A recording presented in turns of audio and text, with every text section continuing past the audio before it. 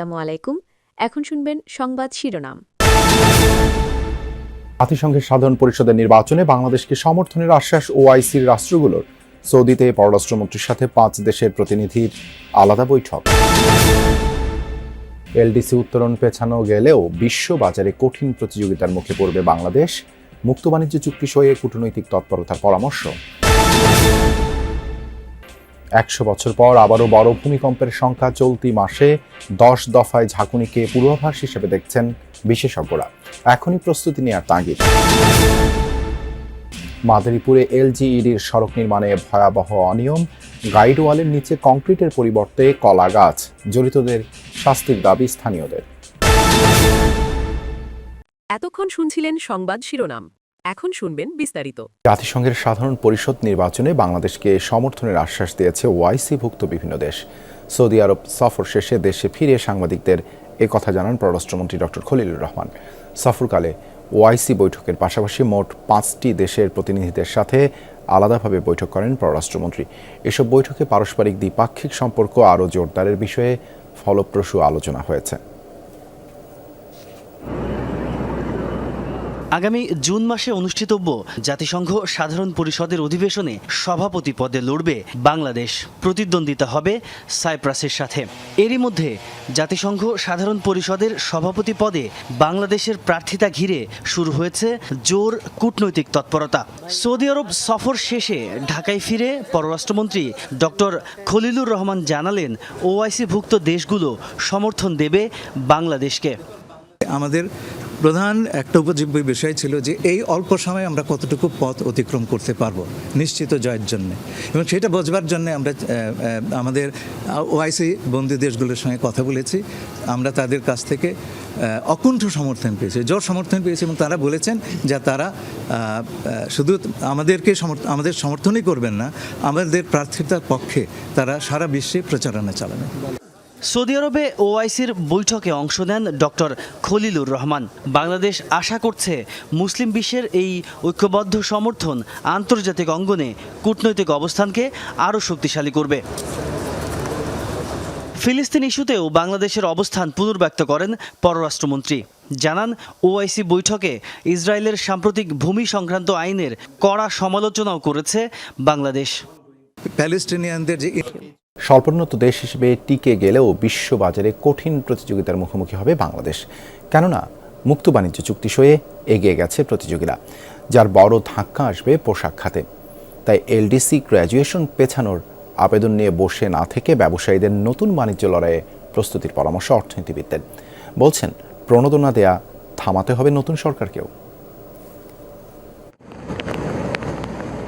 জাতিসংঘের হিসেবে স্বল্পোন্নত দেশ বা এলডিসি হবার সুবাদে বাংলাদেশ রপ্তানিতে সুবিধা পাচ্ছে 51 বছর ধরে। তবে 2018 ও 2021 সালের মূল্যায়নে বাংলাদেশকে এলডিসি গ্র্যাজুয়েশন অর্থাৎ উন্নয়নশীল দেশ ঘোষণার সুপারিশ করে জাতিসংঘের committee for development policy CDP. কথা ছিল সিদ্ধান্ত কার্যকর হবে 2024 সালে, কিন্তু কোভিডের প্রাদুর্ভাবের কারণে গ্র্যাজুয়েশনের মেয়াদ 2 বছর বাড়ানো হয়।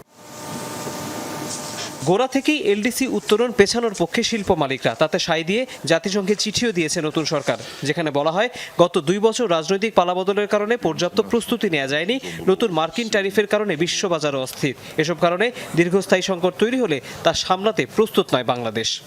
জাতিসংঘের সেই কমিটি যদি মনে করে না আমাদের যে যুক্তিগুলো আছে এই যুক্তিগুলো খুব একটা সবল নয়, তখন কিন্তু তারা বলতে পারে যে না, এটা গ্রহণযোগ্য নয়, তোমাদেরকে উত্তরণ করতে হবে, তাই না? কাজে এটা কিন্তু আমরা এককভাবে চাইলে কিন্তু হবে না। তথ্য উপাত্তের ভিত্তিতে যে গ্র্যাজুয়েশনের ক্রাইটেরিয়া মিট করার ক্ষেত্রে যে আমাদের কোনো অসুবিধা হবে না সেইটুকু আমি বুঝতে পারিনি, কিন্তু আমার সার্বিক অর্থনৈতিক পরিস্থিতির যে একটা কঠিন সময় পার হচ্ছে সেইটা একটা কেসিং পয়েন্ট হতে পারে।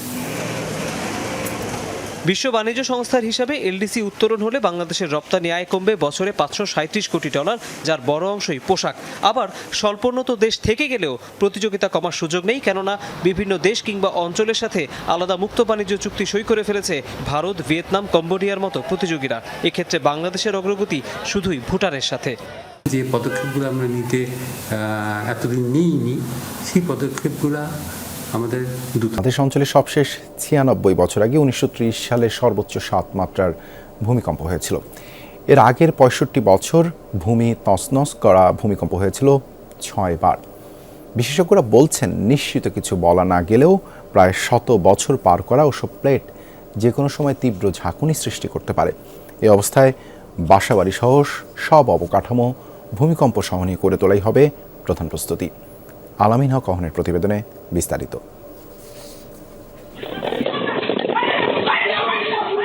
গেল বছরের ২১ নভেম্বর দেশের অভ্যন্তরে বড় ভূকম্পনটি হয়ে যায় নরসিংদীতে। ইন্দো বার্মা টেকটনিক প্লেটের এই অংশে ঝাঁকুনির মাত্রা ছিল ৫.৭। তখন বেশ কিছু প্রাণহানির খবর বয়ে এনেছিল প্রাকৃতিক দুর্যোগটি। মাত্র ৩ মাসের মাথায় শুক্রবার জুমার নামাজের পর ৫.৪ মাত্রার ভূমিকম্পে ফের কেঁপে উঠল সারা দেশ। চলতি মাস শেষ হওয়ার আগেই ১০ দফা ভূকম্পন, গড়ে প্রায় ২ দিনে একটি। এমন ঘন ঘন কম্পন কি বড় বিপর্যয়ের আভাস? বারবার যদি ভূমিকম্প হয়, আমরা জানি প্লেট বাউন্ডারিতে গেলে সেখানে এনার্জি সৃষ্টি হয়। এনার্জিগুলো জমা হতে হতে সে যদি আর জায়গা না পায় তখন সেটা বিস্ফোরণ ঘটে, এনার্জিটুকু বের হয়ে আসে। এমত অবস্থায় বারবার যদি এরকম বের হওয়ার চেষ্টা করে তখন সেখানে মনে হয় যে একটা বড় ধরনের ভূমিকম্প হতে পারে। সবশেষ ১৯৯৭ সরকারি বেসরকারি মিলিয়ে শতাধিক ভবন ঝুঁকিপূর্ণ। এর মধ্যে রয়েছে গুরুত্বপূর্ণ সরকারি স্থাপনা। সম্প্রতি হওয়া ভূমিকম্পের কারণে নতুন করে আতঙ্ক দেখা দিয়েছে। ঝুঁকি নিয়ে কাজ করছেন কর্মকর্তা কর্মচারীরা। ঝুঁকিপূর্ণ ভবনগুলো দ্রুত চিহ্নিত করে সংস্কার ও পুনর্নির্মাণের দাবি স্থানীয়দের। ফাটল ধরা ছাদ, খসে পড়ছে পলেস্তারা, ভবনের অবস্থাও নাজুক। পিরোজপুর শহরের পুরাতন ডিসি অফিসে এই অবস্থাতেই চলছে দৈনন্দিন কার্যক্রম। ১.৫ শতাধিক বছরের পুরনো মহকুমা ১৯৮৬ সালে পিরোজপুর জেলা হিসেবে আত্মপ্রকাশ করে, কিন্তু দীর্ঘদিন সংস্কার ও রক্ষণাবেক্ষণের অভাবে এখন জরাজীর্ণ জেলার বহু সরকারি ভবন। বিভিন্ন কলেজ ও হাসপাতালের ভবনগুলোর অবস্থাও নাজুক। ঝুঁকিপূর্ণ হিসেবে তালিকাভুক্ত করা হলেও এসব ভবনেই চলছে নিয়মিত কার্যক্রম। আমরা জানি পিরোজপুর জেলায় অনেকগুলো পরিত্যক্ত ভবন আছে, সেটা কি সরকারি এবং বেসরকারি ভবন। যেসব ভবন প্রায় ১০০ বছরের বেশি পুরাতনও হয়ে গেছে। বেশ কিছু ভবন ভূমিকম্পের জন্য অনেক ঝুঁকিপূর্ণ। এই আমার পিছনে কালেক্টর ভবন, পিরোজপুর মহিলা কলেজ এবং টাউন ক্লাব যে ভবনটা ওইটা, এবং পিরোজপুর সদর হসপিটাল এবং সদর হসপিটাল কোয়ার্টারগুলো খুবই বাজে অবস্থা। সম্প্রতি ভূমিকম্প বাড়তে থাকায় কর্মকর্তা কর্মচারীদের মধ্যেও আতঙ্ক আরও বেড়েছে। তারা বলছেন দ্রুত সংস্কার ও পুনর্নির্মাণ না করলে ভয়াবহ ক্ষয়ক্ষতির আশঙ্কা রয়েছে। এই ঝুঁকিপূর্ণ প্রবণ যে ভবনগুলো আছে, এই ভবনগুলো যদি সংস্কার করা না হয় বা যদি